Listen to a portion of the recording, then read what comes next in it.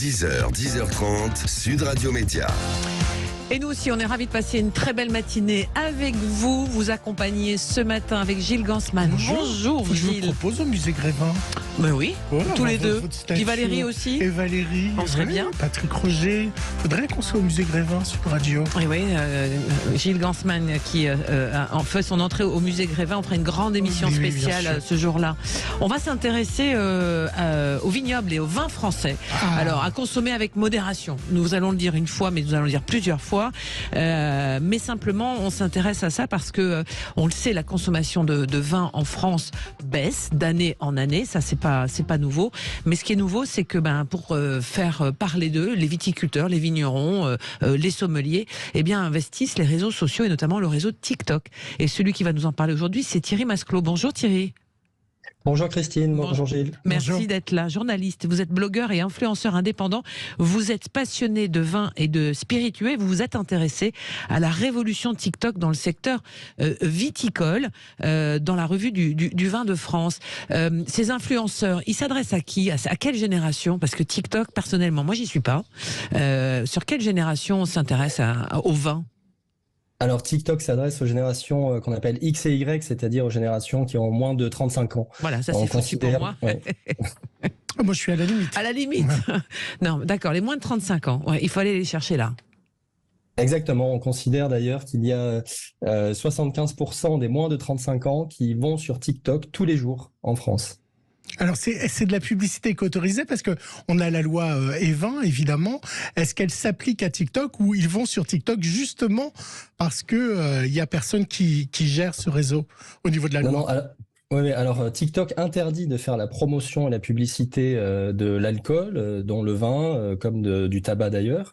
Donc on va sur TikTok non pas pour faire la promotion du vin, mais bien souvent pour parler du métier de vigneron, faire découvrir les coulisses, dévoiler quelques informations sur le vin et parler de la culture vin, on va dire. Oui, alors c'est effectivement un sujet, vaste sujet. On va y revenir dans un instant avec vous, si vous voulez bien, Thierry Masclot, mais pour l'instant, on va faire le zapping du jour de ce dernier jour de février.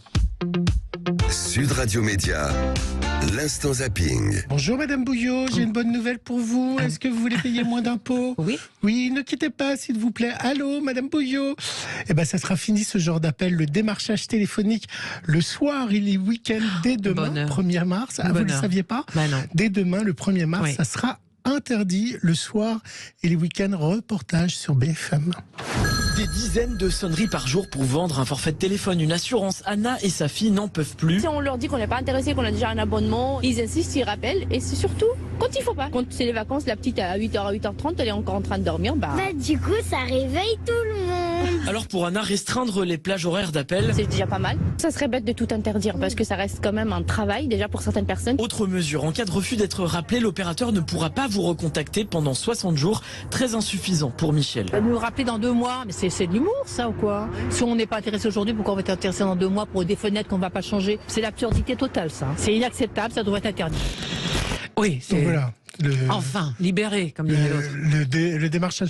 La revue de France, il démarche pour les abonnements par téléphone ou pas? La revue des vins? Alors je ne peux malheureusement pas répondre précisément à cette question. Je suis indépendant, je connais pas les pratiques de la revue. Et donc c'est demain dès le 1er mars. Hier dans Touche pas à mon poste, il continuait à tirer le fil d'audience évidemment de Pierre Palmade. La cocaïne n'a jamais rapporté autant de publicité aux médias. Quoi qu'il en soit, hier, il recevait Ingrid Durimel. C'est la première surveillante de la prison de la santé, secrétaire locale de Force ouvrière. Et elle a enfin expliqué, elle qui est à la santé, qu'il n'y a pas vraiment de quartier VIP. C'est une cellule comme les autres. Et elle a c'est pas l'hôtel.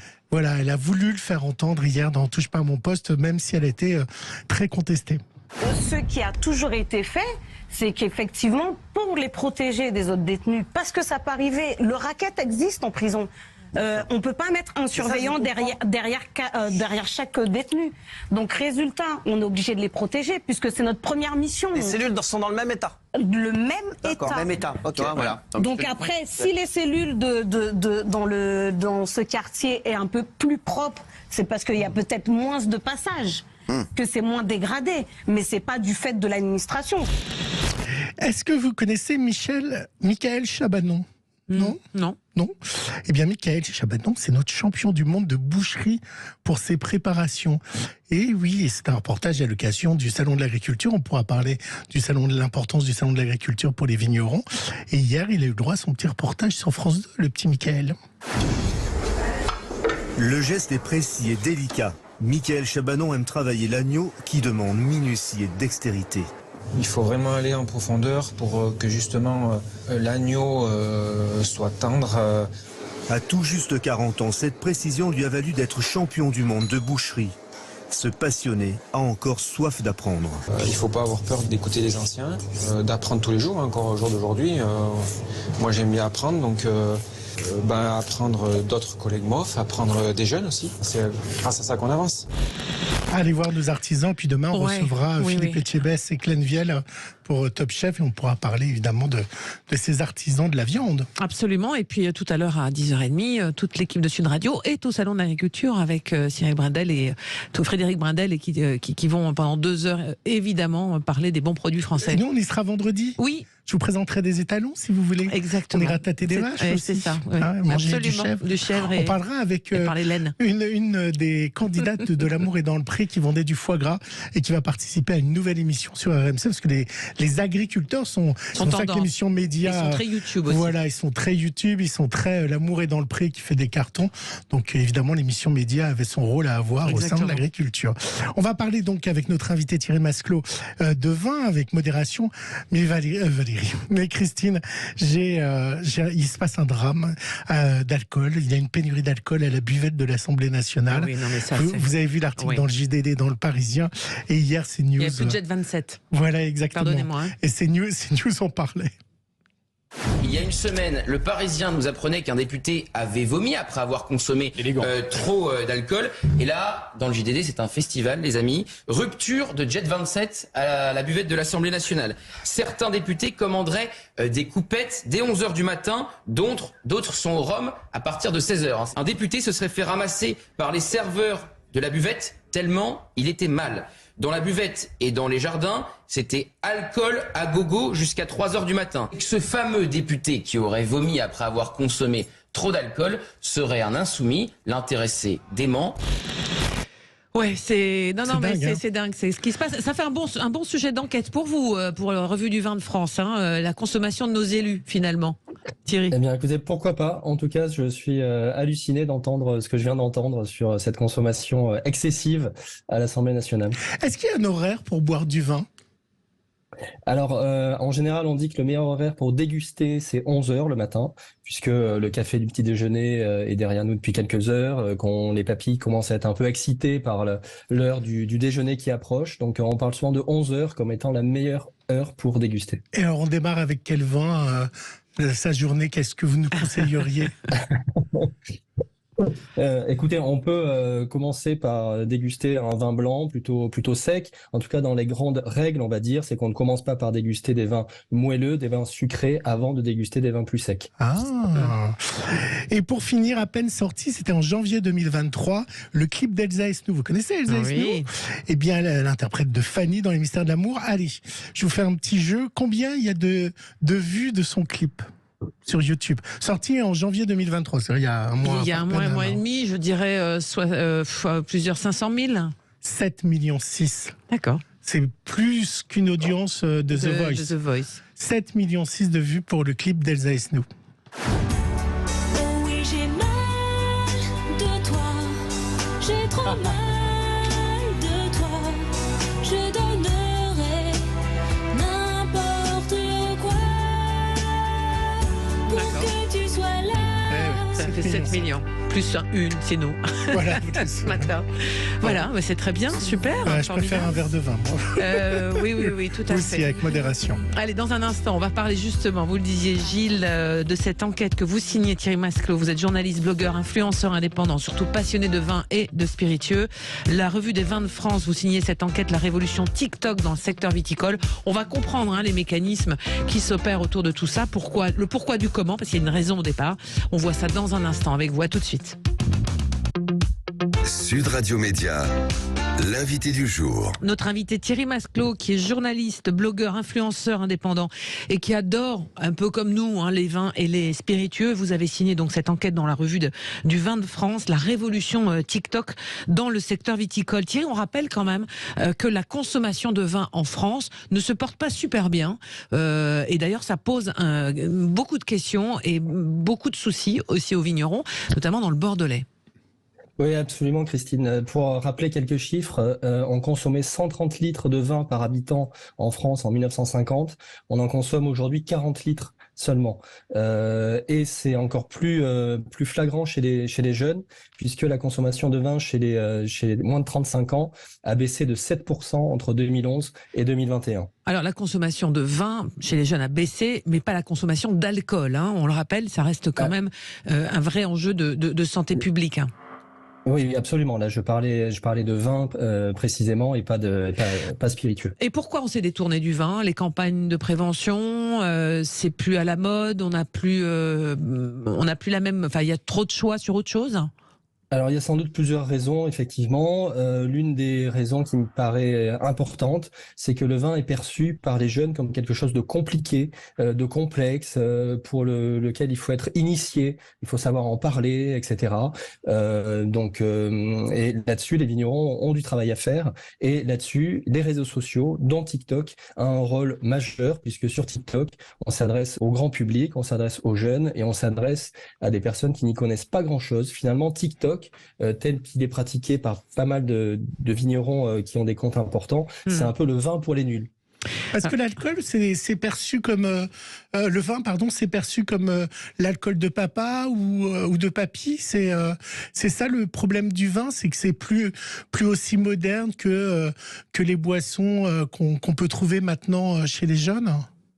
Oui, peut-être. Ensuite, je pense que quand on a 20 ans, on fait plus la fête, on est plus attiré par des spiritueux, des boissons qu'on boit plus tard dans la nuit que par le vin. C'était le cas, il me semble, il y a 30 ans et c'est encore le cas aujourd'hui.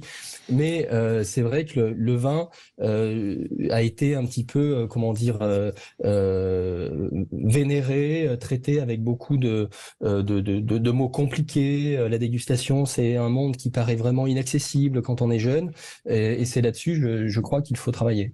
Alors vous publiez cette enquête sur l'influence de TikTok, en tous les cas, la façon dont TikTok va révolutionner le secteur viticole. Ça va le révolutionner comment, en fait ? Qu'est-ce qui va se passer? Parce que TikTok est décrié aussi pour des questions d'algorithme et de sécurité, mais ça c'est un autre sujet. Mais comment TikTok peut révolutionner le domaine du vin? En réalité, on a vu deux choses. Le premier élément, c'est si on se remet un petit peu en arrière au moment du confinement, du jour au lendemain, les vignerons sont coupés de leur public, sont coupés de leurs clients, sont finalement coupés du monde, et le seul moyen pour rester au contact de leurs clients, ça a été les réseaux sociaux. Ça a été Instagram, mais ça a été aussi TikTok. Un exemple, Émile Codins, vigneron dans le Tourangeau, en Touraine plutôt, a créé un compte à ce moment-là, et c'est aujourd'hui l'influenceur le plus important sur TikTok. Ouais. Donc, il a depuis été imité. Et le deuxième élément, c'est que TikTok, s'adressant aux jeunes, comme je vous le disais, 75% des 18-25 ans sont tous les jours sur TikTok en France. C'est un réseau social qui progresse 2 fois plus vite en audience qu'Instagram aujourd'hui. TikTok permet de s'adresser à ces jeunes qui délaissent la consommation de vin et permet non pas de faire la promotion du vin et de leur vendre directement du vin, c'est interdit sur TikTok, mais de parler de la culture vin, puisque le vin en France particulièrement fait partie d'un art de vivre, fait partie de notre culture. Oui, pour nos auditeurs, qu'est-ce qu'il y a chez vous avez parlé d'Émile Codins, qu'est-ce qu'on trouve sur son TikTok? Qu'est-ce qui fait qu'il a des abonnés? Il fait quoi? Il montre quoi? Alors, Émile s'est lancé donc au moment du confinement. Il a fait beaucoup de vidéos tout de suite, parfois 2 vidéos par jour. Il a montré tout simplement son quotidien de vigneron en incarnant son quotidien. C'est-à-dire à la vigne, comment se passe la taille, comment se passe le travail des sols, au chai, comment se passe la fermentation, c'est quoi la fermentation. Il a fait des vidéos très simples, très spontanées, très pédagogiques, en s'adressant à des personnes qui n'y connaissaient rien, Et au final, ce sont des vidéos, quand on n'y connaît pas grand-chose, très intéressantes, très faciles d'accès, qui, je pense, font beaucoup pour mettre le vin à la portée de tous. Oui, il explique par exemple, je regardais hier, pourquoi une bouteille de vin, il y a bombé à son en dessous. Hein, on n'appelle pas ça le cul de la bouteille, je ne me souviens plus comment ça s'appelle. Mais en gros, voilà, il fait des trucs très didactiques, très compréhensifs. Est-ce que vous avez pu mesurer si ça avait un impact du côté de cette frange de consommateurs plutôt jeunes, non avertis, que d'avoir ces influenceurs sur les réseaux sociaux, sur le réseau TikTok? Alors, dire que TikTok fait vendre du vin aujourd'hui, non, je dirais pas ça. En revanche, dire que TikTok, en parlant de culture vin, prépare quelque part et intéresse des jeunes à ce monde du vin, là je dirais oui, on voit Émile Codins, il a une communauté qui est jeune, qui est dynamique, qui pose des questions. La particularité d'Émile Codins, c'est aussi de répondre à des questions que sa communauté lui pose, et c'est là qu'on perçoit tout l'intérêt finalement que les jeunes peuvent avoir pour ce monde du vin, même si ils en consomment moins. Mais ça n'empêchera pas le domaine du vin de faire sa révolution aussi de leur côté concernant peut-être une production un peu trop importante, peut-être trop de choix, des problèmes de qualité aussi. C'est pas avec ça qu'ils vont résoudre tous les soucis qu'ils ont actuellement. Bien sûr, vous avez raison. Aujourd'hui, on produit sans doute trop de vin en France. Vous en avez parlé. On parle de grands plans d'arrachage, notamment dans le Bordelais, où 10% de la surface pourrait disparaître. Tout ça aidé par l'État qui a annoncé 160 millions d'aides publiques pour ce plan d'arrachage. Donc non, TikTok, Instagram, les réseaux sociaux ne vont pas tout régler. Il y a un autre élément, je pense, important, c'est encore une fois, le vin fait partie de notre culture. Le vin, c'est pas seulement de la consommation d'alcool, c'est aussi de l'art de vivre. On boit du vin quand on est autour d'une table, quand on mange des bonnes choses, et je pense qu'on devrait être un peu plus fiers de ça, parce que c'est nous. On se souvient dans les années 90, on parlait beaucoup de la culture du régime crétois, 2 verres du vin par jour, etc. Aujourd'hui, on a un peu basculé dans une société plus hygiéniste, dans laquelle on est moins fier du vin, des produits de la terre, etc. Et je le regrette. Christine, on parlait tout à l'heure du réseau TikTok qui pose certains problèmes. C'est pas anodin que ça soit un réseau chinois, et on sait que la Chine a racheté beaucoup de vignobles en France. Ils ont mis la main basse sur beaucoup de grands crus. Est-ce qu'il y a un lien, et est-ce que du côté de la Chine, on regarde toutes ces vidéos sur le vin? Alors là, je ne pourrais pas vous dire. Vous faites un rapprochement que je n'ai pas fait, très honnêtement, entre TikTok chinois, les Chinois qui rachètent des propriétés en France. Je ne pense pas que TikTok soit un outil aujourd'hui de la Chine pour s'implanter dans le monde du vin. C'est peut-être un outil pour d'autres choses. On a vu que les administrations américaines, canadiennes ont interdit à leurs fonctionnaires d'utiliser espionnage. Voilà, ça c'est probable, mais pour le vin, je pense pas que ce soit fait pour ça. Quels sont les messages de prévention qui sont donnés? On le sait aussi, il faut quand même le rappeler, que le vin, l'alcool est un enjeu de santé publique aujourd'hui. Comment ces réseaux sociaux, vous le disiez, il n'y a pas de message de prévention parce qu'on ne fait pas la promotion. Mais quand on parle de la vinification, on parle forcément du vin. Enfin, derrière, c'est déguisé. Et ça, une publicité classique ne pourrait pas le faire en France. Il y a une forme de concurrence déloyale aussi là-dedans sur les marchés de l'information quelque part. Moi, je ne pense pas que parler de vinification, de fermentation, etc. fasse l'apologie de la consommation. Ensuite, mettre dans une publication... Non, mais ça la rend fun. La façon dont ces influenceurs interviennent, ça rend les choses, on va dire, sexy. Hein, je mets des guillemets autour de tout ça, mais ça donne un aperçu sympathique du fait de consommer du vin. Ouais, on voit rarement des personnes, d'ailleurs sur TikTok, sur les comptes que j'ai cités, on ne voit pas Émile Codins consommer du vin, on voit assez rarement. Mais ensuite, bien évidemment, le meilleur message, c'est de toujours rappeler à consommer avec modération. Je pense qu'on n'a pas fait meilleur message pour la prévention que celui-ci, avec aussi une autre phrase qu'il faut garder en tête, qui date des anciens médecins grecs, c'est la dose qui fait le poison. Voilà, c'est une autre manière de dire consommer avec modération qui est très claire. Est-ce qu'aujourd'hui le rosé ou le vin blanc est plus consommé que le vin rouge aussi? Est-ce que le rosé est populaire chez les jeunes, par exemple? Alors, le rosé est populaire chez les jeunes, mais pas seulement chez les jeunes. Le rosé se boit désormais toute l'année. Il y a encore quelques temps, on disait le rosé c'est l'été. Ça a tendance à s'allonger sur toute la durée de l'année. Ensuite, par rapport aux 3 couleurs, c'est le vin blanc aujourd'hui qui bénéficie de la dynamique la plus forte. D'ailleurs, les vignobles du sud de la France, notamment, ou du sud de la vallée du Rhône, produisent de plus en plus de vins blancs avec des objectifs relativement élevés pour les années qui viennent. Et vous avez un avis sur, on va dire, le succès qui grimpe d'année en année ou de mois en mois du vin sans alcool?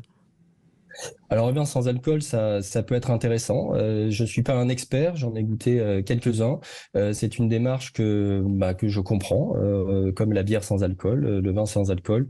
Voilà. Après, qu'on ait envie de participer à des moments festifs sans consommer d'alcool, c'est-à-dire de ne pas peut-être se sentir exclu quand on ne boit pas d'alcool autour d'un apéritif, c'est quelque chose que je comprends très, très aisément. Et pour ceux qui nous suivent sur YouTube, vous inquiétez pas, on va vous envoyer 2-3 bouteilles parce que votre placard est bien vide derrière vous. Donc on va vous envoyer 2-3 trucs. Il a une cave cachée secrète. Il est sur son lieu de vacances. Il a une cave cachée secrète. Merci beaucoup Thierry Masclot, donc journaliste, blogueur, et on peut lire donc dans la revue du vin de France, très jolie revue, je la recommande aussi parce que ça fait voyager, la révolution TikTok dans le secteur viticole. Et puis on va continuer de parler de vin, de bons produits dans un instant avec Frédéric Brindel qui vous attend au Salon de l'Agriculture à Paris, porte de Versailles, où Sud Radio est installé toute la semaine, différentes émissions. Sur le stand de Pyrénées. Oh là là, je me lance dans un truc. Les Pyrénées-Atlantiques. Si, j'allais me lancer dans un truc. Un gros big up, comme on dit, aux Pyrénées-Atlantiques. Et moi, je fais un gros bisou à Frédéric Brindel qui va prendre le relais dans un instant. Merci à tous et on se retrouve demain. Très belle matinée sur Sud Radio. Avec des chefs. On aura des chefs de cuisine. Ouais, on va parler de Sud Radio.